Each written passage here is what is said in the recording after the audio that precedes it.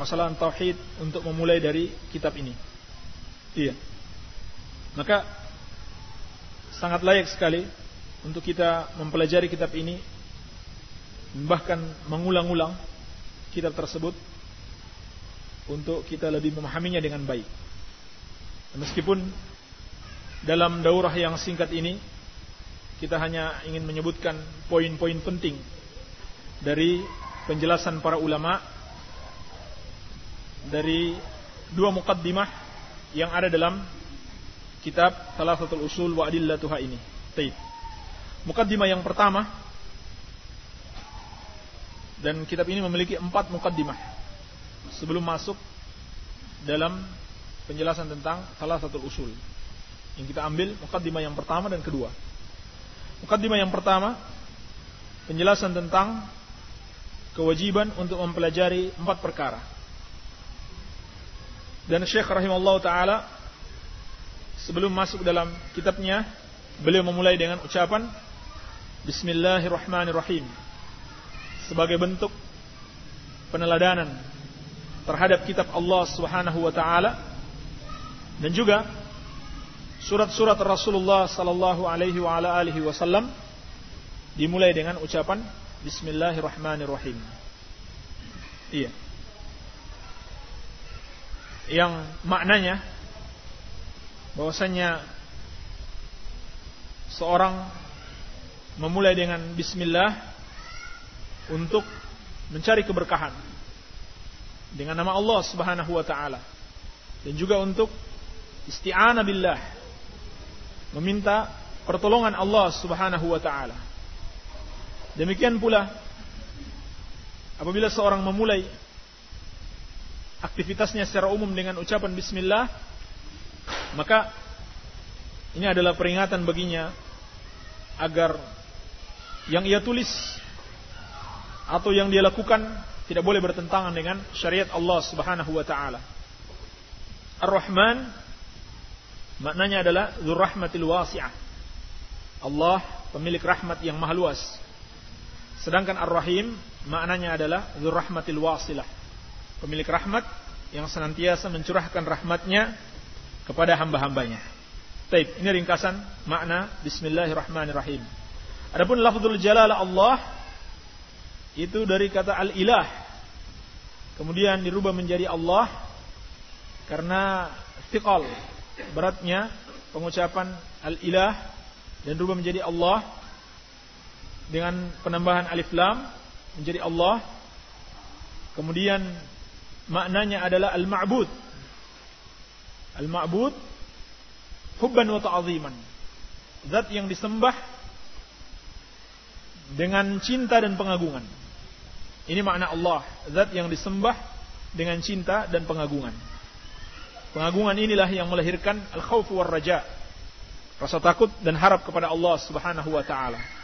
Baik. Kemudian kata beliau, "I'lam rahimakallah." Ketahuilah, semoga Allah merahmatimu. Annahu yajibu alaina ta'allumu arba'i masail. Bahwasanya wajib atas kita mempelajari 4 perkara. Perkataan beliau, "I'lam," ketahuilah, ini digunakan oleh orang Arab untuk menunjukkan bahwasanya yang dia akan sampaikan setelah itu adalah perkara yang sangat penting sekali. Iya. Dan kalimat i'lam dari kata al-ilmu, dan makna ilmu adalah idraku syai' ala ma huwa alaihi idrakan jaziman. Mengetahui sesuatu sesuai kenyataannya dengan pengetahuan yang pasti, tanpa keraguan. Artinya, kalau seorang mengetahui sesuatu tidak sesuai dengan kenyataannya, jadi ilmu itu mengetahui sesuatu sesuai dengan kenyataannya, dengan pengetahuan yang pasti, tanpa keraguan. Artinya kalau seorang mengetahui sesuatu tapi tidak sesuai dengan kenyataannya, maka itu bukan namanya ilmu, tetapi al-jahal, kebodohan. Demikian pula seorang mengetahui sesuatu tapi dia belum yakin, berarti itu juga bukan namanya ilmu, tetapi namanya adalah keraguan. Taib. Maka yang dituntut kita di sini adalah benar-benar mengilmui sesuai dengan kenyataan yang ada dan meyakini hal tersebut. I'lam rahimakallah. Beliau mengatakan, ketahuilah semoga Allah merahmatimu. Ini adalah doa dari seorang yang alim kepada pembaca kitabnya, kepada kaum muslimin secara umum, dan diharapkan darinya dikabulkan doa tersebut oleh Allah Subhanahu wa taala. Dan rahmat adalah pengampunan dosa dari Allah Subhanahu wa taala yang telah lampau, kemudian taufik di masa depan agar seorang melakukan amal-amal yang sesuai dengan keridhaan Allah Subhanahu wa taala. Ini artinya rahmat. Apabila seorang dirahmati Allah, berarti Allah mengampuni dosa-dosanya yang telah lampau, dan di masa depan dia akan diberikan taufik untuk mengamalkan apa-apa yang diridhoi dan dicintai oleh Allah Subhanahu wa taala. Dan ini menunjukkan sifat seorang pendidik, sifat seorang ulama, bahwasannya benar-benar dia menginginkan kebaikan bagi umat ini, sehingga dia mendoakan. Demikian pula di sini ada pelajaran bagi kita, bahwasannya hendaklah kita memulai satu pengajaran atau satu pembicaraan dengan kalimat-kalimat yang baik, dengan kalimat-kalimat yang baik, dengan harapan bahwasanya apa yang kita sampaikan tersebut lebih mudah untuk diterima. Demikian pula kata para ulama, fihi tanbihun ala anna mabna hadzal ilm ala talattuf war rahmah bil muta'allimin wa natijatuhu rahmah wa ghayatuhu rahmah fil akhirah.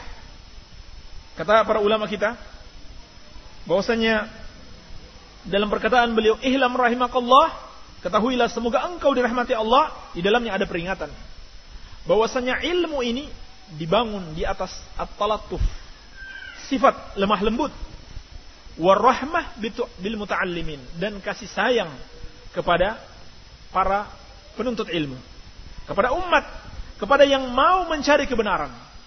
Dan ini adalah asal dari dalam menyampaikan dakwah. Iya. Bahwasanya harus kita sampaikan dengan penuh kelembutan, dengan kasih sayang, karena ilmu ini dibangun di atas kasih sayang. Sehingga para ulama ahlul hadis, kalau mereka mau meriwayatkan hadis, memberikan ijazah suatu periwayatan hadis kepada muridnya, itu senantiasa mereka mulai dengan hadis yang dinamakan dengan hadis al-musalsal bil awwaliyah. Hadis yang senantiasa diajarkan pertama kali kepada ahlul hadis. Hadis apakah itu? Yaitu satu hadis yang diriwayatkan oleh Al-Imam Abu Dawud dan disahihkan oleh Syekh Al-Albani dalam kitabnya Sahih Sunan Abi Dawud, dari Abdullah bin Umar radhiyallahu taala anhuma, bahwasannya Nabi sallallahu alaihi wasallam bersabda, "Ar-rahimun yarhamuhumur rahman. Irhamu man fil ardi yarhamkum man fis sama." Allah yang orang-orang yang penyayang akan disayangi oleh Allah yang Maha Rahman. Sayangilah orang-orang yang di bumi, niscaya yang di langit akan menyayangi kalian. Ini kebiasaan para ulama ahlul hadis. Kalau mereka mengajarkan hadis ini, diajarkan pada kali yang pertama, karena mereka memahami mabna hadzal ilm ala talattuf war rahmah bil muta'allimin. Ilmu ini harus dibangun di atas kelembutan dan kasih sayang kepada al-muta'allimin, kepada para penuntut ilmu, kepada umat ini. Baik. Sehingga ahlul hadis akan berkata bahwasanya hadis ini adalah hadis yang pertama aku dengar dari guruku. Kemudian guruku berkata, hadis ini adalah hadis yang pertama yang dia dengar dari gurunya. Dan seterusnya, ini hadis yang pertama. Sebelum dia katakan seperti itu, untuk mengingatkan bahwasanya ilmu ini benar-benar dibangun di atas kelemah lembutan dan kasih sayang kepada penuntut ilmu. Bahkan Nabi sallallahu alaihi wasallam berkata, "Inna rifqa la yakunu fi syai'in illa zanah wa la yunzau 'an syai'in illa syanah." Sesungguhnya kelemah lembutan itu tidaklah terdapat pada sesuatu kecuali ia akan menghiasinya, dan tidaklah ia tercabut dari sesuatu kecuali dia akan menjelekkannya. Baik. Maka para ulama kita mengingatkan, di antaranya apa yang dikatakan oleh Syekh Al-Albani rahimahullahu taala, bahwasannya menerima al-haq itu berat. Hawa nafsu manusia bertentangan dengan kebenaran. Kata Nabi sallallahu alaihi wasallam, "Huffatil jannah bil makarih wa huffatin naru bisyahawat." Bahwa surga itu diliputi dengan apa-apa yang dibenci oleh hawa nafsu. Dan neraka itu diliputi dengan apa-apa yang disenangi oleh hawa nafsu. Sehingga berat bagi jiwa, berat bagi hawa nafsu untuk menerima al-haq. Kalau sudah berat seperti ini, kita tambah lagi dengan cara yang berat, dengan sikap yang tidak baik kepada orang yang mau menuntut ilmu, yang mau mencari kebenaran, kepada orang yang tersalah, maka tentunya akan lebih berat lagi dia menerima kebenaran tersebut.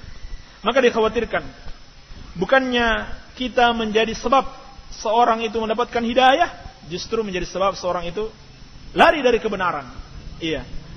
Maka ikhwani fiddin rahimani wa rahimakumullah, di sini ada peringatan bagi kita bahwasannya mabna hadzal ilm ala talattuf war rahmah bil muta'allimin. Baik. Kemudian kata beliau rahimahullah, annahu yajibu alaina ta'allumu arba'i masail. Bahwasannya wajib atas kita, yakni semua dari kita, baik laki-laki maupun perempuan, penguasa maupun rakyatnya, orang besar maupun orang kecil, semuanya wajib tanpa kecuali. Dan beliau katakan wajib, berarti kalau tidak mempelajari berarti berdosa. Ta'allumu arba'i masail, mempelajari 4 perkara. Ta'allum itu maknanya idrakush at-talaqi 'anil ulama wal hifdz wal fahm wal idrak. Ini yang dimaksud dengan ta'allum. Wajib atas kita mempelajari 4 perkara. Apa yang dimaksud dengan belajar? Apa yang dimaksud dengan belajar agama? Maksudnya adalah at-talaqqi 'anil ulama wal hifdz wal fahm wal idrak. Mengambil ilmu dari ulama, menghafalnya, memahaminya dan menguasai ilmu tersebut. Iya. Ini yang dimaksud dengan talaqi. Sehingga Syekh Shalih Al-Fauzan hafizallahu taala dalam syarah beliau mengingkari kalau seorang mengambil ilmu hanya dari buku-buku. Memang buku-buku itu membantu seseorang, tetapi dia bukan sumber ilmu yang utama. Sumber ilmu untuk memahami ilmu harus dengan penjelasan para ulama. Baik. Apalagi kalau ngambil ilmunya cuma dari SMS. Apalagi dari SMS itu menghukumi seseorang. Allahul musta'an. Ini merupakan kesalahan-kesalahan sebagian penuntut ilmu. Dan yang dimaksud dengan ta'allum, padahal yang dimaksud dengan ta'allum yang disebutkan oleh para ulama adalah at-talaqqi 'anil ulama, mempelajari ilmu itu dari ulama. Iya. Sebab ilmu itu jamaah sekalian bukan sekedar mengumpulkan pengetahuan, mengumpulkan maklumat, mengumpulkan hadis, hafalan banyak, hafalan Al-Quran banyak. Tidak. Tetapi ilmu itu yang paling penting adalah memahaminya. Oleh karenanya Khawarij itu tersesat. Padahal subhanallah, Khawarij itu hafal Al-Quran luar biasa. Ya, mereka adalah qurra, para penghafal Quran. Tetapi yafhamul Al-Quran ghair ma fahimtum. Dikatakan kepada para sahabat, mereka memahami Al-Quran tidak sebagaimana yang dipahami oleh para sahabat radhiyallahu ta'ala anhum. Makanya kita harus mengambil pemahaman ilmu dari para ulama. Kata beliau bahwasannya wajib atas kita mempelajari 4 perkara. Al-ula al-ilmu. Yang pertama adalah ilmu. Dan yang dimaksud dengan ilmu di sini adalah ma'rifatullah, mengenal Allah, wa ma'rifatu nabiyhi, wa ma'rifatu dinil Islam bil adillah. Ya, secara singkat kita jelaskan bahwasannya yang beliau maksudkan dengan ilmu adalah ilmu syar'i, yaitu pengenalan seseorang tentang Allah, pengenalan tentang nabinya dan pengenalan tentang agama Islam dengan dalil-dalil. Adapun pengenalan kepada Allah dengan 2 jalan. Yang pertama, dengan melihat kepada ayat-ayat Allah kauniyah, Al-Qur'aniyah, yaitu ayat-ayat Al-Qur'an, yaitu wahyu dari Allah Subhanahu wa taala, dan yang kedua, melihat kepada ayat-ayat Allah kauniyah, berupa ciptaan Allah Subhanahu wa taala. Iya. Dengan melihat ciptaan Allah, seorang akan mengenal Allah Subhanahu wa taala, bahwa Dia adalah Rabb, pencipta dan penguasa alam ini, maha agung, maha mulia, maha besar. Dia melihat misalkan penciptaan langit, di mana langit dibangun sebagai atap dari bumi dengan begitu luas dan begitu besarnya tanpa ada tiang yang menyanggahnya. Padahal rumah yang kecil saja mesti memiliki tiang. Di sini merupakan contoh bagaimana seorang mengetahui kebesaran Allah dan kekuasaan Allah dengan melihat salah satu ciptaan Allah Subhanahu wa taala. Bagaimana lagi dengan banyaknya ciptaan Allah yang begitu mulia, begitu agung, begitu besar, begitu sempurna, begitu indah. Maka setiap kali seorang merenungkan ciptaan Allah, dia akan mengenal Allah Subhanahu wa taala. Demikian pula ayat-ayat Qur'aniyah semuanya mengabarkan tentang Allah Subhanahu wa taala. Dan ayat-ayat Quran mengabarkan tentang Allah dalam dua bentuk. Bentuk yang pertama, dia mengabarkan bahwa Allah Subhanahu wa taala pemilik rububiyah. Allah Subhanahu wa taala sebagai Rabb, yakni yang terkumpul padanya tiga sifat. Yang pertama al-khalqu, mencipta. Yang kedua al-mulku, penguasaan. Dan yang ketiga at-tadbir, pengaturan. Allah yang mengatur kehidupan dan kematian. Allah yang mengatur peredaran matahari, bulan dan bintang. Allah yang mengatur peredaran siang dan malam. Allah yang mengatur rizki dan seterusnya. Ini yang dikabarkan oleh Al-Quran tentang Allah Subhanahu wa ta'ala. Ini bentuk pengabaran Al-Quran tentang Allah yang pertama. Yang kedua, Al-Quran mengabarkan kepada kita bahwasannya dialah sebagai satu-satunya yang berhak untuk disembah. Dialah Allah sebagai satu-satunya yang berhak untuk disembah. Maka dengan mempelajari Al-Quran, kita semakin mengenal Allah Subhanahu wa ta'ala. Iya. Ini secara ringkas tentang ma'rifatullah.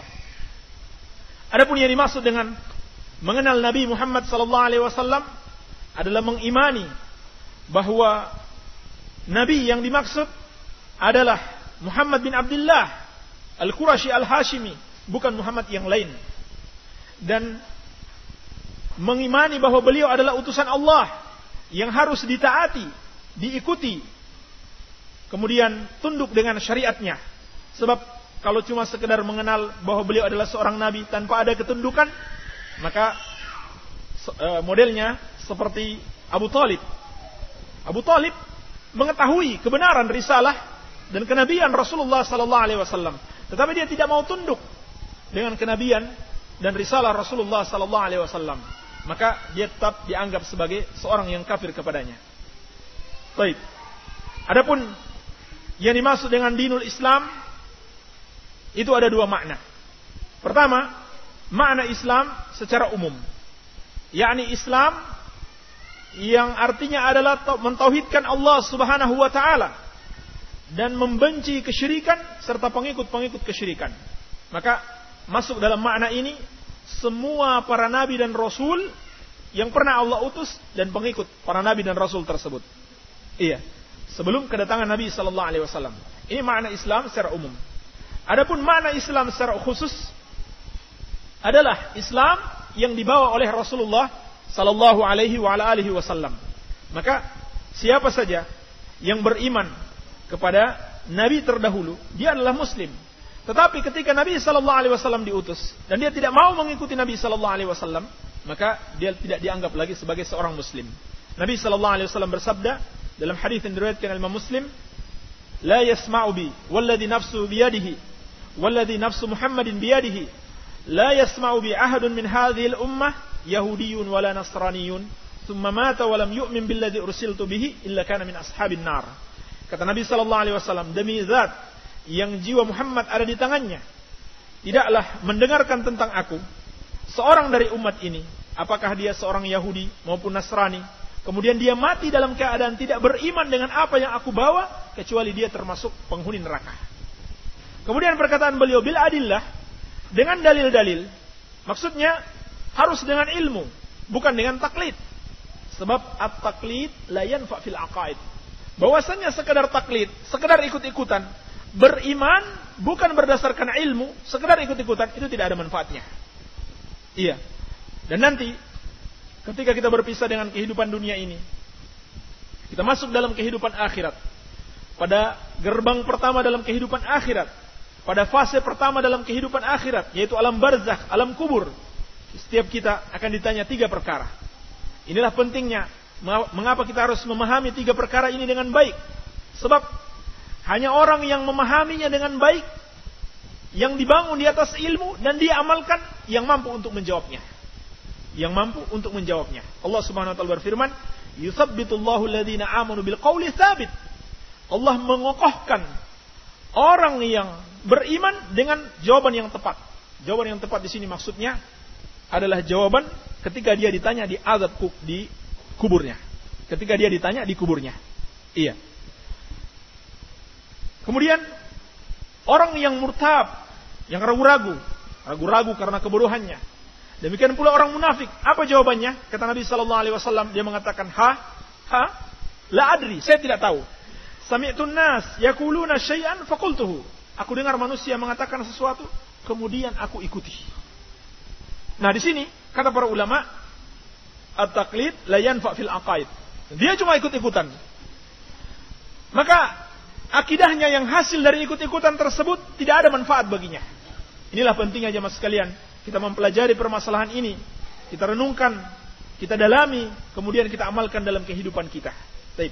Demikian secara singkat yang dimaksud dengan ma'rifatullah wa ma'rifatu nabiyhi wa ma'rifatu dinil Islam, yang mana beliau akan menjelaskan perinciannya setelah selesai 4 muqaddimah. Baik. Maka wajib bagi kita untuk mengilmui 3 perkara tersebut. Dan Allah Subhanahu wa taala telah memuji orang-orang yang berilmu di dalam Al-Qur'an dengan banyak sekali pujian.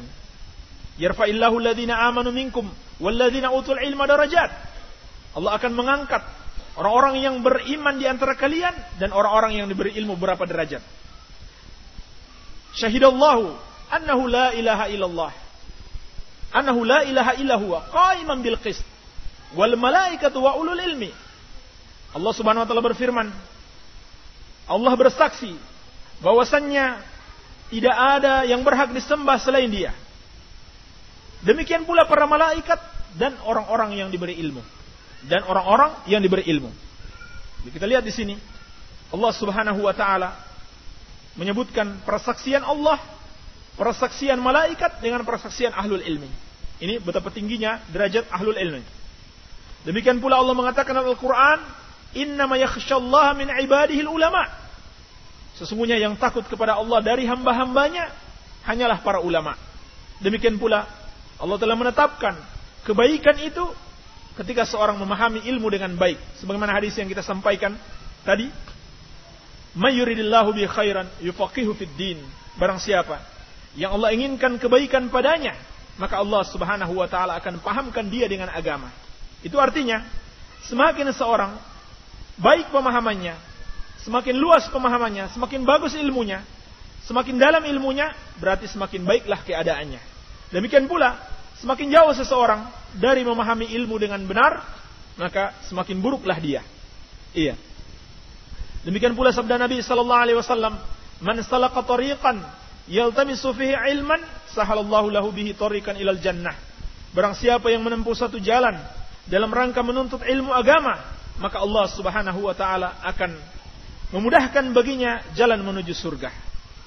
Demikian pula jemaah sekalian, tidak akan bisa tegak akidah kita, dan itu adalah syariat Islam yang paling tertinggi. Sebesar-besarnya ibadah seorang mendekatkan diri kepada Allah dengan keyakinan yang murni, dengan akidah yang baik. Tidak akan lurus akidah seseorang tanpa dia mendasari akidahnya dengan ilmu. Demikian pula amalan seseorang tidak akan pernah baik, tidak dikatakan sebagai sebuah amal saleh kecuali dibangun di atas ilmu. Sebab amal tidak akan diterima kecuali dengan mencontoh Rasulullah sallallahu alaihi wasallam, dengan ikhlas dan mencontoh Rasulullah sallallahu alaihi wasallam. Bagaimana agar seorang bisa ikhlas? Bagaimana agar seorang bisa meneladani Rasulullah sallallahu alaihi wasallam? Harus dengan ilmu. Harus dengan mempelajari Al-Qur'an was sunnah. Iya. Karena kenyataannya banyak orang dia merasa telah ikhlas, tapi karena ikhlasnya tidak berdasarkan ilmu, ternyata bukan keikhlasan yang dia lakukan. Seperti orang yang memahami ikhlas itu katanya tanpa pamrih.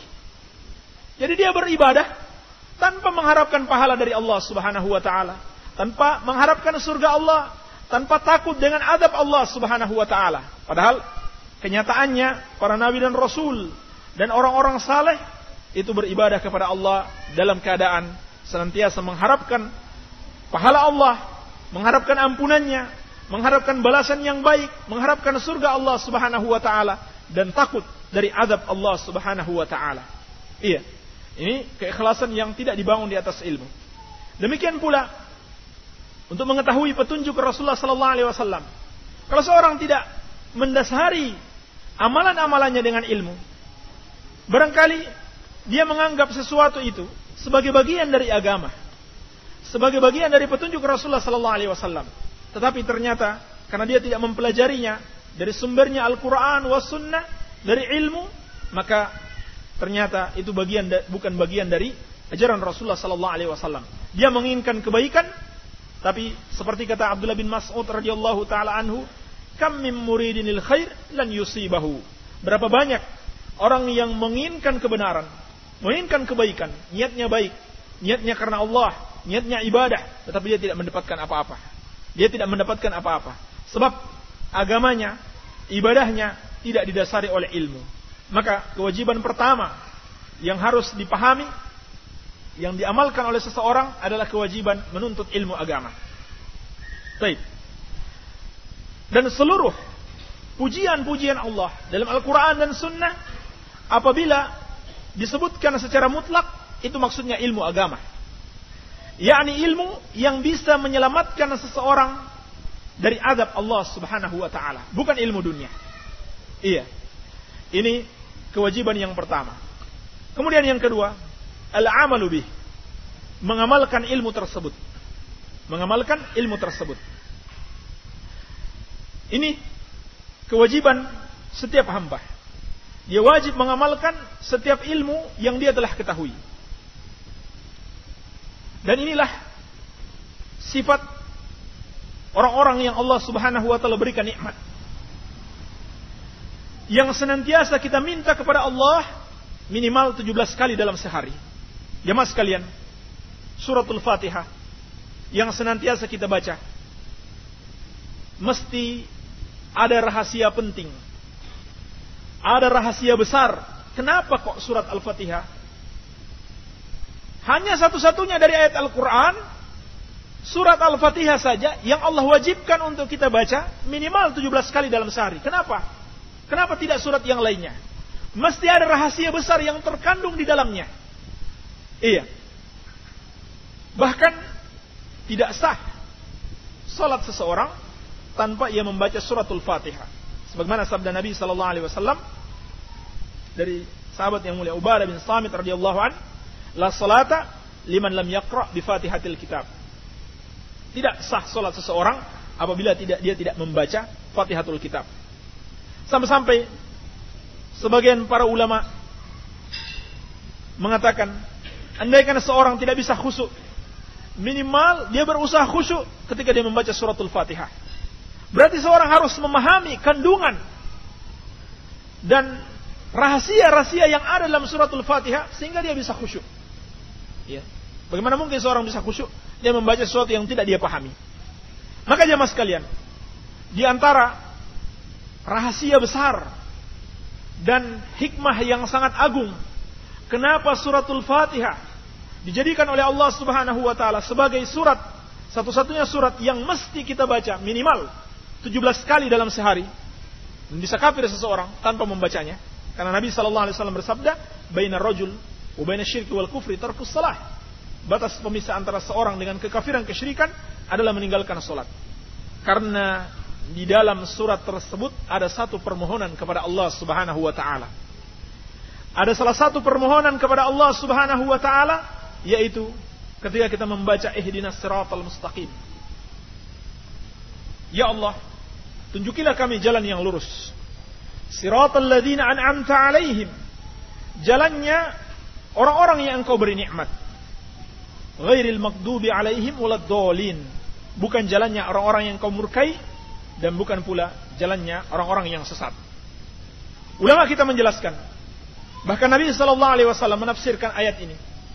Yang dimaksudkan dengan al-maghdub alaihim al-yahud, orang-orang Yahudi.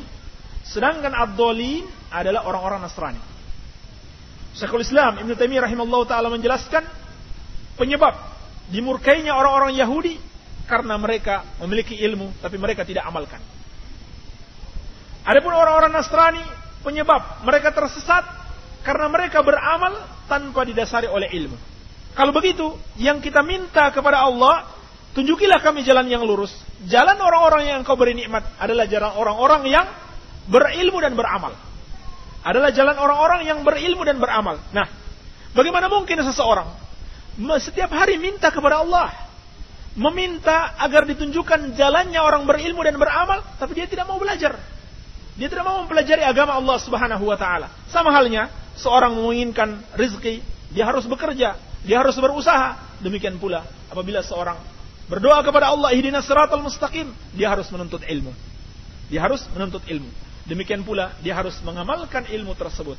Sebab apabila dia telah memiliki ilmu dan dia tidak mengamalkan ilmunya, maka dia diserupakan dengan orang-orang Yahudi. Demikian pula apabila dia beramal dengan dasar ikut-ikutan, dengan dasar perasaan, menurut hemat saya seperti ini. Dengan dasar akal semata, dengan dasar mengikuti perkataan si fulan, bukan di atas dasar ilmu, maka berarti dia menyerupai orang-orang Nasrani. Maka akibatnya, ima dia mendapatkan kemurkaan Allah Subhanahu wa taala, atau dia akan tersesat. Oleh karenanya, Nabi SAW mengatakan, kullu bid'atin dhalalah. Setiap bid'ah itu sesat. Tidak ada bid'ah yang baik. Sebab setiap bid'ah itu dibangun di atas dasar selain ilmu yang diturunkan kepada Rasulullah sallallahu alaihi wasallam. Maka wajib bagi kita untuk beramal dengan ilmu yang telah kita ketahui. Terlebih lagi para thalabatul ilm, para penuntut ilmu. Apabila dia tidak mengamalkan ilmu yang telah dia pelajari, niscaya ilmu itu akan pergi darinya. Niscaya ilmu itu akan pergi darinya. Sebagaimana kata Ali bin Abi Thalib radhiyallahu anhu, hatafal ilmu bil amal, fa in ajabahu wa illa irtahal. Ilmu itu senantiasa mengajak orang yang memilikinya untuk beramal. Ini subhanallah. Ini manfaat seorang berilmu. Ilmu itu senantiasa mengajaknya untuk beramal. Kalau dia menjawab panggilannya, maka ilmu akan tetap bersamanya. Tetapi kalau dia tidak menjawab panggilan ilmu tersebut, maka ilmu akan pergi darinya. Iya. Ini kewajiban yang kedua.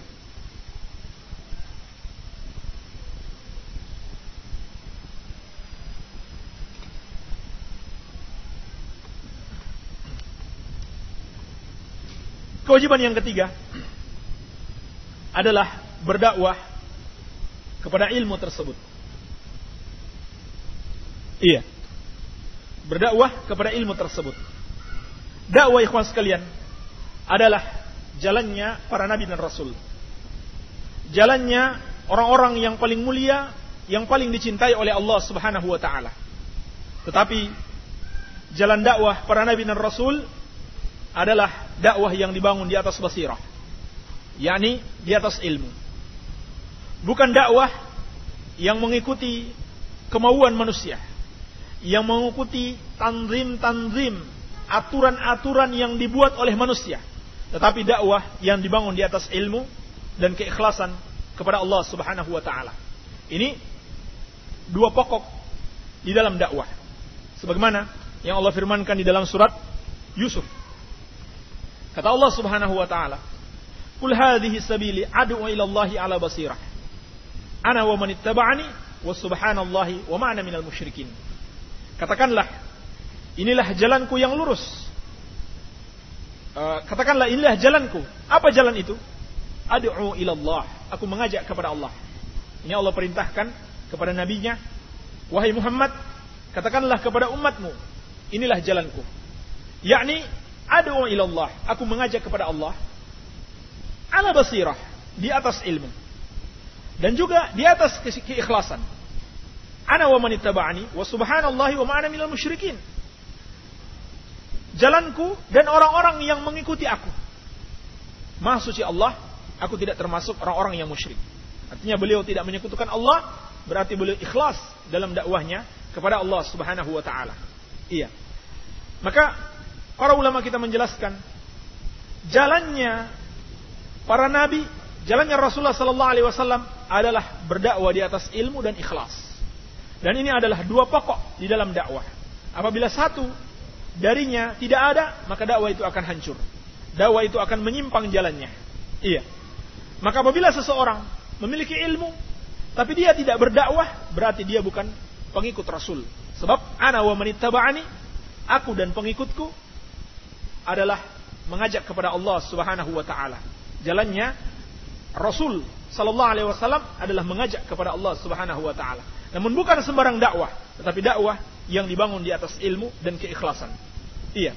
Maka jemaah sekalian, dalam ayat ini ada peringatan bagi kita agar melihat kembali dakwah kita. Apakah telah mengikuti ilmu, mengikuti jalannya Rasulullah sallallahu alaihi wasallam? Apakah kita telah ikhlas di dalam dakwah? Karena jangan-jangan kita bukannya mengajak kepada Allah, tetapi mengajak kepada kelompok. Mengajak kepada pemahaman yang menyimpang. Mengajak kepada guru kita. Mengajak kepada golongan kita, bukannya kepada Allah Subhanahu wa taala. Iya. Adapun ilmu yang dibutuhkan di dalam dakwah dijelaskan oleh Asy-Syaikh Al-Utsaimin rahimahullahu taala dalam kitabnya Al-Qaul Mufid ala Kitab Tauhid. Itu mencakup 3 macam ilmu. Yang pertama, ilmu tentang apa yang ia dakwahkan. Apa yang didakwahkan oleh seseorang, yaitu tentang Islam. Ilmu tentang Islam. Iya, tentang Allah, tentang Rasulnya, tentang agamanya, disertai dengan dalil-dalil. Ini syarat. Ini yang dimaksud ilmu di dalam dakwah. Seorang harus memiliki ilmu ini. Sebab apabila seorang berbicara tentang agama Allah tanpa didasari ilmu ini, maka dia telah melakukan satu perbuatan dosa besar. Iya, dia telah melakukan satu perbuatan dosa besar. Sebagaimana firman Allah, "Qul innama harrama rabbi al-fawahisha ma dhahara minha wa ma batan wal itsma wal baghy bighairil haqq wa an tusyriku billahi ma lam yunazzil bihi sultana wa an taqulu 'ala Allahi ma la ta'lamun." Katakanlah, sesungguhnya Rabbku hanya mengharamkan al-fawahish, perbuatan-perbuatan keji, baik yang nampak maupun yang tersembunyi. Demikian pula perbuatan dosa dan perbuatan kezaliman tanpa hak. Demikian pula engkau menyekutukan Allah yang kamu tidak memiliki ilmu tentangnya. Demikian pula antaqulu 'ala Allahi ma la ta'lamun. Engkau berkata atas Allah yang kamu tidak memiliki ilmu tentangnya. Iya. Syekh bin Baz rahimahullah taala menjelaskan, dalam ayat ini Allah Subhanahu wa taala memperurutkan dosa-dosa dari yang paling besar. Apa yang paling besar? Al-qaulu 'ala Allahi bighairi ilmin. Kemudian syirik. Berarti al-qaulu 'ala Allahi bighairi ilmin lebih besar dosanya dari kesyirikan. Itu maksudnya apa? Karena ternyata jemaah sekalian, penyebab terjadinya kesyirikan, bahkan penyebab terjadinya seluruh kemungkaran, karena seorang berbicara tanpa didasari oleh ilmu, tanpa didasari oleh Al-Quran dan Sunnah. Iya. Tidak akan pernah terjadi kesyirikan kalau seorang tidak berbicara tentang Allah Subhanahu wa taala tanpa didasari oleh ilmu. Ya. Kan sejarah kesyirikan adalah perkataan syaitan, bisikan syaitan kepada kaum Nabi Nuh, sebagaimana dalam riwayat Bukhari dari Abdullah bin Abbas radhiyallahu anhuma, "Aninsibu ila majalisihim allati kanu yajlisuna fiha ansaba wa sammuha bi asma'ihim." Kata syaitan kepada umat Nabi Nuh alaihissalam, buatlah patung-patung yang di tempat mereka dahulu melakukan ibadah di situ, dan namakan patung-patung tersebut sesuai dengan nama-nama mereka. Kata Imam Ibnu Qayyim rahimahullahu taala, itu mereka buat demi untuk supaya sebagai monumen peringatan, kalau melihat orang-orang saleh tersebut akan muncul semangat ibadah mereka. Dan sebagian lagi menganggap kalau beribadah di dekat patung-patung orang saleh tersebut atau di dekat kuburan mereka, maka itu lebih afdal dan lebih diterima oleh Allah Subhanahu wa taala. Perhatikan, semuanya ini tanpa ada dasar ilmu. Perintah untuk membuat patung, perintah untuk menamakan nama-nama patung tersebut bukan di atas dasar ilmu Al-Quran wa Sunnah. Demikian pula anggapan bahwa beribadah di sisi kuburan orang yang soleh atau di sisi patung mereka atau melihat orang yang saleh itu bisa menaikkan semangat ibadah, itu anggapan dari perkataan tanpa ilmu. Kalau begitu, ternyata kesyirikan itu asalnya dari perkataan tanpa ilmu, perkataan tanpa dalil dari Al-Quran wa sunnatu Rasulullah sallallahu alaihi wasallam. Demikian pula semua kebidahan dan semua kemungkaran itu dibangun di atas dasar perkataan tanpa didasari oleh ilmu. Perkataan tanpa didasari oleh ilmu. Sebagaimana kata Imam Ibnu Qayyim tadi, rahimahullahu taala, al-jahlu aslu kulli syarr. Kebodohan itu adalah pangkal segala macam keburukan. Demikian pula kata Syekhul Islam Ibnu Taimiyah rahimahullahu taala, man abadallaha bijahlatin afsada aktsara mimma aslah. Barang siapa yang beribadah kepada Allah atas dasar kebodohan, maka dia lebih banyak merusak dibanding berbuat kebaikan. Iya. Dan semua itu terjadi karena perkataan tanpa ilmu. Dan Allah Subhanahu wa taala juga mengancam dalam Al-Qur'an, wala taqulu lima tasifu alsinatikumul kadzib hadza halalun wa hadza haramun litaftaru 'ala Allahil kadziba innal ladzina yaftaruna 'ala Allahil kadziba la yuflihun. Kata Allah Subhanahu wa taala, janganlah kamu ucapkan dengan apa yang disifatkan oleh lisan-lisan kamu secara dusta. Ini halal, ini haram. Ini subhanallah, dosa yang sangat besar. Seorang mengatakan ini boleh dan ini tidak boleh, padahal dia tidak tahu dalilnya dari Al-Quran maupun dari As-Sunnah. Dan Allah mengatakan itu sebagai bentuk kedustaan atas Allah. Innal ladzina yaftaruna 'ala Allahil kadziba la yuflihun. Sesungguhnya orang-orang yang membuat-buat kedustaan atas Allah, dia tidak akan beruntung. Maka jemaah sekalian, jangan coba-coba berbicara tentang agama Allah tanpa didasari oleh ilmu. Kalau dalam masalah duniawi saja, kita paham bahwa tidak boleh berbicara dalam bidang tersebut kecuali yang ahli bidangnya. Jangan berbicara kedokteran orang yang bukan ahli di bidangnya, dan seterusnya. Kenapa dalam masalah agama semua seakan-akan berhak berbicara? Iya. Dan ini bukan permasalahan politik yang bisa kita analisa, kemudian kita bisa mengatakan menurut hemat saya, menurut perasaan saya, menurut pemikiran saya, dan seterusnya. Tidak bisa. Tetapi harus berdasarkan dalil Al-Quran wa sunnatu Rasulullah sallallahu alaihi wasallam. Dan dosa besar apabila seorang berkata tentang agama Allah tanpa ilmu. Sehingga bukanlah satu aib kalau kita ditanya tentang masalah agama, kemudian kita katakan tidak tahu. Kalau memang tidak tahu, Allahu alam, itu bukan satu aib. Tetapi merupakan aib yang besar justru ketika kita berani-berani menjawab sesuatu yang kita tidak memiliki ilmu tentangnya. Iya. Maka ini ilmu yang pertama yang harus dimiliki oleh seorang dai, seorang yang berdakwah kepada Allah Subhanahu wa taala. Dia tidak menyampaikan kecuali yang dia telah ilmui, dia telah yakini bahwa itu berdasarkan Al-Qur'an wa sunnatu Rasulillah sallallahu alaihi wasallam, sesuai dengan pemahaman generasi as-salafus saleh. Adapun ilmu yang kedua adalah ilmu tentang bagaimana cara dia menyampaikan dakwah tersebut. Dan secara umum Allah Subhanahu wa taala telah menjelaskan dalam Al-Qur'an bahwa menyampaikan dakwah itu dengan 4 tingkatan. Sebagaimana firman Allah, "Ud'u ila sabili rabbika bil hikmati wal mau'izatil hasanati wajadilhum billati hiya ahsan." Ini 3 tingkatan. Kata Allah, dan ajaklah kepada jalan Rabbmu dengan hikmah. Kemudian dengan nasihat yang baik. Kemudian dengan debat. Jika diperlukan debat itu, debatlah dengan cara yang paling terbaik. Iya. Tidak dengan kata-kata yang kasar, dengan kata-kata yang keras, yang menyakiti lawan debat tersebut. Apabila perlu didebat. Iya. Ini 3 tingkatan di dalam menyampaikan dakwah kepada seseorang. Baik. Dan dimaksud dengan hikmah adalah menempatkan sesuatu pada tempatnya. Iya. Menempatkan sesuatu pada tempatnya. Kalau sesuatu diletakkan bukan pada tempatnya, maka namanya adalah kezaliman. Sehingga asal dari dakwah itu adalah kelemah lembutan. Sebagaimana yang kita jelaskan tadi, asal dari dakwah adalah kelemah lembutan. Iya. Kapan seorang itu keluar dari asal ini? Yakni pada tingkatan yang keempat, kepada orang-orang yang zalim. Iya. Sebagaimana firman Allah, "Wala tujadilu ahlal kitab illa billati hiya ahsan." ila alladzina zalamu minhum. Janganlah engkau mendebat ahlul kitab kecuali dengan cara yang terbaik. Kecuali orang-orang yang zalim di antara mereka. Maka orang-orang yang zalim tersebut, kata Allah Subhanahu wa taala, wa qul lahum fi anfusihim qawlan balighah. Katakanlah perkataan yang membekas di dalam jiwa-jiwa mereka, yaitu dengan mentahdzir mereka, memperingatkan bahaya mereka kepada umat. Iya. Ini 4 tingkatan dalam dakwah. Seorang harus memahami ini. Demikian pula permasalahan hikmah tadi. Seorang harus bisa menempatkan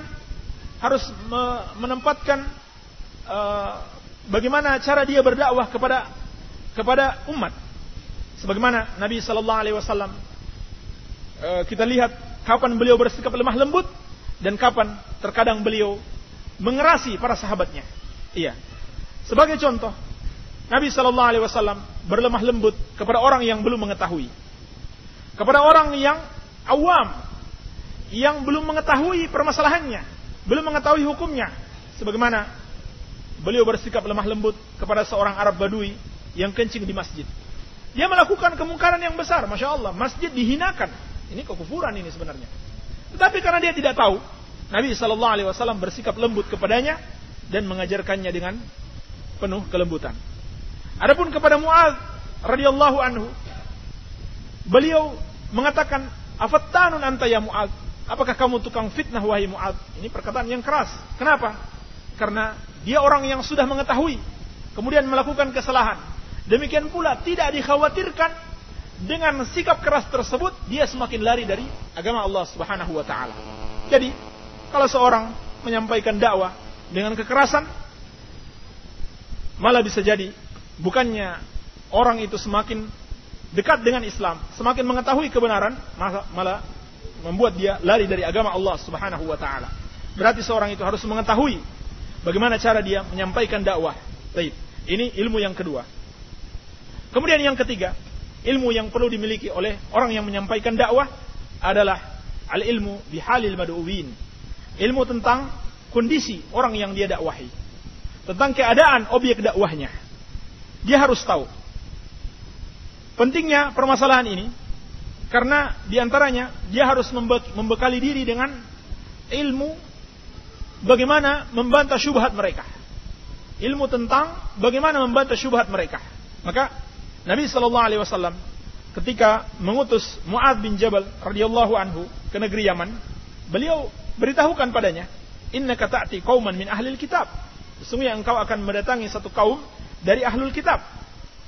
Agar supaya apa? Beliau bersiap-siap mengetahui syubhat-syubhat mereka, sehingga mereka dia bisa meluruskan dan membantah syubhat-syubhat mereka. Ini juga penting. Ini juga penting bahwa seorang dai itu harus mengetahui syubhat. Ya orang-orang yang dia dakwahkan kepadanya, kemudian dia bisa membantahnya. Iya. Namun secara umum dia harus mengetahui keadaan objek dakwahnya, kondisi objek dakwahnya, sehingga dia tahu apa yang harus disampaikan kepada mereka dan bagaimana cara dia menyampaikan kepada mereka. Ya, sampai-sampai bagaimana adat mereka, bagaimana kebiasaan mereka pun dia harus tahu. Jangan sampai dia melakukan sesuatu perkara yang sebenarnya biasa, menurut agama tidak ada masalah. Kemudian menurut adat di daerah tempat asalnya, misalkan kalau dia dari daerah lain, itu sesuatu yang biasa. Tapi masyarakat setempat menganggap itu sesuatu yang tidak baik. Ya, menganggap itu sesuatu yang tidak baik. Maka hendaknya dia hindari. Karena jangan sampai hanya gara-gara hal tersebut dakwahnya itu kemudian ditolak. Ya, seperti pemilihan kata-kata. Iya, pemilihan kata-kata. Maka dipilihlah kata-kata yang baik, yang kira-kira dianggap sopan oleh masyarakat setempat. Baik. Ini 3 ilmu yang harus dimiliki oleh seorang dai dalam berdakwah kepada Allah Subhanahu wa taala. Ilmu tentang agama yang dia dakwahkan, ilmu tentang apa yang ia dakwahkan, dan ilmu tentang cara dia berdakwah, dan ilmu tentang kondisi atau keadaan orang-orang yang dia dakwahi. Baik. Ini kewajiban ketiga yang harus dipahami dan diamalkan oleh setiap mukmin. Kemudian yang keempat, as-sabru 'alal adza fihi. Dia bersabar dengan penderitaan yang dia hadapi di dalam mempelajari ilmu dan mengamalkan ilmunya dan berdakwah kepada ilmu tersebut. Iya. Sebab Ini sudah menjadi ketetapan Allah Subhanahu wa taala. Tidaklah Allah Subhanahu wa taala mengutus seorang nabi kecuali Allah Subhanahu wa taala akan jadikan bagi nabi tersebut musuh dan penolong-penolongnya. Sehingga mudah-mudahan setiap mukmin yang mengamalkan 4 kewajiban ini, dia mempelajari ilmu yang diwariskan oleh Nabi sallallahu alaihi wasallam, dia mengamalkannya dan dia berdakwah kepadanya, maka dia termasuk penolong-penolong para nabi tersebut. Iya. Mesti ada musuhnya. Mesti ada rintangannya di dalam berdakwah, maka dibutuhkan kesabaran. Dibutuhkan kesabaran. Oleh karenanya, para ulama menjelaskan, kesabaran itu dibutuhkan pada 3 perkara. Yang pertama, kesabaran di dalam menjalankan ketaatan kepada Allah Subhanahu wa taala. Kesabaran di dalam menjalankan ketaatan kepada Allah Subhanahu wa taala. Ini perlu kesabaran yang luar biasa. Sebab sebagaimana yang kita sampaikan tadi, nafsu itu berat, ya. Nafsu itu berat untuk tetap berada di atas ketaatan kepada Allah Subhanahu wa taala. Yang kedua, kesabaran dari menjauhi maksiat. Ini juga lebih berat lagi, ya, menahan hawa nafsu dari perbuatan maksiat. Maka dibutuhkan kesabaran yang luar biasa. Sebagaimana hadis yang kita sampaikan tadi, Nabi sallallahu alaihi wasallam bersabda, "Huffatil jannatu bil makarih wa huffatin naru bisyahawat." Bahwasanya surga itu diliputi dengan hal-hal yang dibenci oleh hawa nafsu, sedangkan neraka itu diliputi dengan hal-hal yang disenangi oleh hawa nafsu. Kemudian yang ketiga, dia perlu bersabar dari musibah yang menimpa dirinya, dari takdir Allah Subhanahu wa taala yang berupa musibah atau hal-hal yang tidak berkenan, ya, dengan hawa nafsunya, dengan kenikmatannya, ya, merusak berupa musibah yang menimpa dirinya. Iya. Dan Nabi sallallahu alaihi wasallam mensifatkan orang mukmin itu sebagai seorang yang sangat menakjubkan. Kata beliau, "Ajaban li amril mu'min." Sungguh mengagumkan perkara orang mukmin tersebut. Inna amrahu kullahu khair. Wa laysa dzalika li ahadin illa lil mu'min. Sesungguhnya setiap perkaranya adalah kebaikan dan tidak ada hak perkara tersebut kecuali pada diri seorang mukmin. In asabahu sarra syakara fakana khairan lahu. Apabila dia mendapati satu hal yang menyenangkan dirinya, itu berupa nikmat-nikmat Allah Subhanahu wa taala, maka dia bersyukur, maka itu adalah kebaikan baginya. Wa in asabathu dharra sabara fakana khairan lahu. Dan apabila dia ditimpa satu musibah, dia bersabar, dan itu pun adalah satu kebaikan baginya. Dan inilah kehidupan seorang mukmin. Tidak pernah terlepas dari kesyukuran dan kesabaran. Tidak pernah terlepas dari kesyukuran dan kesabaran. Iya. Bahkan orang-orang yang khusus, orang-orang yang mengerti hakikat dari satu musibah, mestinya dia bersyukur kepada Allah Subhanahu wa taala ketika dia ditimpa musibah. Sebab kenapa? Karena dengan adanya musibah dia mendapatkan pahala kesabaran, dan Allah Subhanahu wa taala memberikan pahala kesabaran tanpa batasnya. Innama yuwaffas sabiruna ajrahum bighairi hisab. Kata Allah Subhanahu wa taala, sesungguhnya orang-orang yang sabar itu balasannya tanpa batas. Balasannya tanpa batas. Maka seorang ditimpa musibah, kemudian dia bersabar, dia bersyukur, sebab kesabarannya itu insya Allah akan dibalas pahala tanpa batas. Kemudian mudah-mudahan dia digantikan dengan yang lebih baik apabila musibah itu berupa kehilangan apa yang ia cintai. Inilah jemaah sekalian, 4 kewajiban yang harus diilmui, dipelajari dan diamalkan oleh setiap hamba Allah Subhanahu wa taala. Kemudian beliau mengatakan, "Wad dalilu qauluhu ta'ala." Adapun dalilnya adalah firman Allah Subhanahu wa taala, Bismillahirrahmanirrahim, wal 'asr. Demi masa. Di sini Allah Subhanahu wa taala bersumpah dengan waktu, yaitu siang dan malam.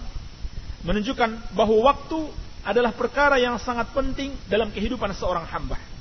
Dan Nabi sallallahu alaihi wasallam mengingatkan, nikmatani maghbunun fihima katsirun minan nas, as-sihhatu wal faragh. Ada 2 nikmat yang mana manusia kebanyakan tertipu dengan nikmat tersebut, yaitu nikmat sehat dan waktu luang. Banyak orang kurang menyadari bahwa kesehatan itu adalah nikmat yang besar. Kapan dia menyadarinya? Nanti ketika dia sakit. Demikian pula banyak orang tidak mempergunakan nikmat waktu luang yang Allah berikan kepadanya dengan kebaikan-kebaikan. Dia sadar nikmat tersebut nanti ketika dia mendapatkan kesibukan-kesibukan. Iya. Maka Nabi sallallahu alaihi wasallam mengingatkan ada dua nikmat yang banyak manusia tertipu dengannya, yaitu nikmat sehat dan waktu luang. Dan waktu ini jamaah sekalian adalah perkara yang akan ditanyakan, dimintai pertanggungjawaban oleh Allah Subhanahu wa taala pada hari kiamat. Nabi sallallahu alaihi wasallam bersabda, "La yazulu qadamu ibni Adam min 'indi rabbih yaumal qiyamah hatta yus'ala an khamsin." Tidak akan bergerak kaki seorang hamba pada hari kiamat dari sisi Rabb-nya sampai ia ditanya tentang 5 perkara. Di antaranya yang ditanyakan an umrihi fima afnah wa an syababihi fima ablah. Dia akan ditanyakan tentang umurnya. Kemana ia habiskan umurnya? Tidak cukup ditanyakan tentang umurnya. Ditanya lagi tentang umur mudanya. Masa mudanya. Kemana ia habiskan? Maka jemaah sekalian, hendaklah kita lebih memperhatikan permasalahan waktu ini. Sebab hakikatnya anak Adam, sebagaimana kata Sufyan Ats-Tsauri rahimahullahu ta'ala, hanyalah kumpulan dari waktu-waktu. Apabila berlalu satu waktu darinya, itu tidak akan pernah kembali lagi kepadanya. Yang tinggal hanyalah penyesalan apabila dia tidak menggunakan waktu itu dengan sebaik-baiknya. Iya. Maka setiap waktu yang berlalu dari kehidupan kita akan dimintai oleh pertanggungjawaban oleh Allah Subhanahu wa taala. Sehingga Allah bersumpah dengan waktu, menunjukkan pentingnya permasalahan waktu dalam kehidupan setiap hamba. Dan Allah boleh bersumpah dengan makhluk, sedangkan makhluk tidak boleh bersumpah kecuali dengan nama Allah Subhanahu wa taala. Bahkan seorang bersumpah dengan dusta, dengan menyebut nama Allah, itu lebih ringan dosanya dibanding dia bersumpah benar tetapi dengan nama selain Allah Subhanahu wa taala. Sebab yang pertama dosa besar dan yang kedua adalah kesyirikan. Iya. Namun itu adalah dosa besar yang tidak semestinya seorang melakukannya, sebab kalau dia bersumpah dengan nama Allah secara dusta, berarti dia menunjukkan peremehannya terhadap Allah Subhanahu wa taala. Tetapi itu lebih ringan dibanding dia bersumpah benar tetapi dengan nama selain Allah Subhanahu wa taala. Lebih parah lagi, ada orang-orang yang takut bersumpah, takut dia bersumpah dengan nama wali fulan. Kalau sumpahnya itu dusta, iya, nanti akan ada balasan dari wali ini. Dia yakin seperti ini, kesyirikan, syirik besar, mengeluarkan pelakunya dari Islam. Iya. Dia bersumpah dengan nama Allah kalau dusta. Kalau benar, baru dia bersumpah dengan nama selain Allah Subhanahu wa taala. Iya. Adapun Allah Subhanahu wa taala boleh bersumpah dengan makhluknya. Innal insana lafi khusr. Sesungguhnya manusia berada dalam kerugian. Kecuali orang-orang yang bersifat dengan 4 sifat yang kita jelaskan tadi. Yang pertama, illal ladzina amanu, yaitu orang-orang yang beriman. Orang-orang yang beriman yang imannya dibangun di atas ilmu. Maka diambillah dari ayat ini kewajiban untuk menuntut ilmu. Sebab seorang tidak mungkin beriman dengan benar kecuali imannya itu dibangun di atas ilmu Al-Quran wa sunnatu Rasulillah sallallahu alaihi wa alihi wasallam. Wa amilus salihat, dan beramal saleh. Dan amal saleh itu adalah amalan yang terpenuhi padanya 2 syarat. Yang pertama ikhlas, dan yang kedua mengikuti petunjuk Rasulullah sallallahu alaihi wasallam. Tidak dinamakan amal saleh apabila tidak memenuhi salah satu dari kedua syarat tersebut. Wa tawassaw bil haqq, dan berwasiat dengan kebenaran, yakni berdakwah kepada Allah Subhanahu wa taala. Wa tawassaw bis sabr, dan berwasiat dengan kesabaran. Dalam surat Al-Asr ayat 1 sampai 3. Qala Syafi'i rahimahullahu taala, berkata Imam Syafi'i, semoga Allah merahmatinya, "Law ma anzalallahu hujjatan ala khalqihi illa hadhihi surata lakafathum." Andaikan Allah Subhanahu wa taala tidak menurunkan satu hujjah kepada makhluknya kecuali surat ini, maka itu sudah cukup bagi mereka. Namun yang dimaksudkan Imam Syafi'i di sini adalah dari secara global, ya, secara global. Bukan secara terperinci. Tentunya untuk mengetahui ilmu, untuk mengetahui ajaran-ajaran Rasul, akidah yang benar, ibadah yang benar, tidak cukup dengan ayat ini. Tetapi ayat ini kalau direnungkan oleh seseorang sudah cukup baginya untuk sebagai motivasi.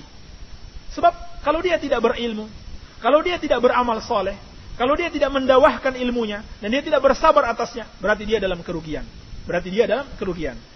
Wa qala al-Bukhari rahimahullahu taala, dan berkata Imam Al-Bukhari, babul ilm qabla al-qawli wal amal.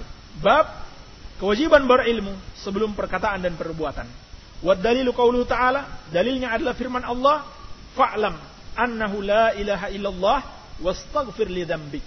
Dalam surat Muhammad ayat ke-19 Allah berfirman, ketahuilah yakni fa'lam, berilmulah bahwasannya annahu la ilaha illallah, tidak ada yang berhak disembah kecuali Allah. Kemudian wastaghfir li dzambik, dan mohon ampunlah atas dosa-dosamu. Maka di sini kata Imam Al-Bukhari, fa bada'a bil ilmi qabla al-qawli wal amal. Allah Subhanahu wa taala memulai dengan ilmu sebelum perkataan dan perbuatan. Baik. Inilah jamaah sekalian, secara ringkas penjelasan tentang muqaddimah Thalathatul Usul wa adillatuha, tentang 4 kewajiban yang harus dipahami dan diilmui oleh setiap orang. Semoga ada manfaatnya. Wabillahi taufiq walhamdulillahi rabbil alamin.